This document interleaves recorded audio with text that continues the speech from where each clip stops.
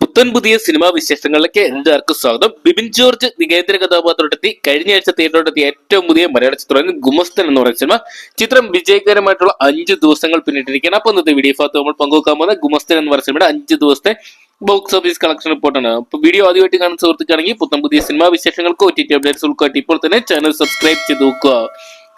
ബിബിൻ ജോർജ്, ദിനേഷ് പോത്തൻ, ഡോണി ഡേവിഡ് രാജ്, സ്മിനു സിജോ, അലക്സാണ്ടർ പ്രശാന്ത്, അസീസ് നെടുമങ്ങാട് തുടങ്ങിയവരൊക്കെ കേന്ദ്ര കഥാപാത്രമാക്കി നവാഗതനായ അമൽ കെ ജോബി ഡയറക്ട് ചെയ്ത ഏറ്റവും പുതിയ മലയാള ചിത്രമായിരുന്നു ഗുമസ്തൻ എന്ന് പറയുന്ന സിനിമ.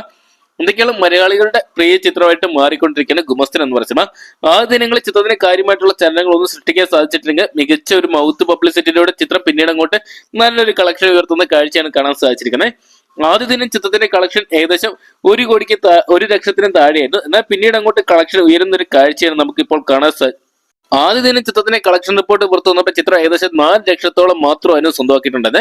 എന്നാൽ പിന്നീട് അങ്ങോട്ട് ചിത്രത്തിന്റെ കളക്ഷൻ ഉയർന്ന കാഴ്ചയാണ് കണ്ടിട്ടുള്ളത്. 2-ാം ദിവസം 8 ലക്ഷം രൂപയും 3-ാം ദിവസം 8 ലക്ഷം രൂപയും സ്വന്തമാക്കിയപ്പോൾ 4-ാം ദിവസം തിങ്കളാഴ്ച വീണ്ടും ചിത്രം 5 ലക്ഷത്തോളം ചിത്രം സ്വന്തമാക്കിയിട്ടുണ്ട്. 5-ാം ദിവസമായ ചൊവ്വാഴ്ചത്തെ ചിത്രത്തിന്റെ കളക്ഷൻ റിപ്പോർട്ട് പുറത്തു വരുമ്പോൾ ചിത്രം ഏകദേശം 5-ാം ദിവസം ചിത്രം ഏകദേശം വീണ്ടും കളക്ഷൻ ഉയർത്തി 8 ലക്ഷം രൂപയോളം ചിത്രം കളക്ട് ചെയ്തിട്ടുണ്ട്. എന്തൊക്കെയാണ് ചിത്രത്തിന്റെ ചൊവ്വാഴ്ചത്തെ കളക്ഷൻ റിപ്പോർട്ട് ഏകദേശം 5 മുതൽ 8 ലക്ഷം രൂപ വരെ ചിത്രം കളക്ട് ചെയ്യുന്നതാണ് ഇപ്പോൾ നമുക്ക് അറിയാൻ സാധിച്ചത്. എന്തൊക്കെയാണ് നല്ലൊരു അഭിപ്രായം ചിത്രത്തിൽ നേടിയെടുക്കാൻ സാധിച്ചിട്ടുണ്ട്.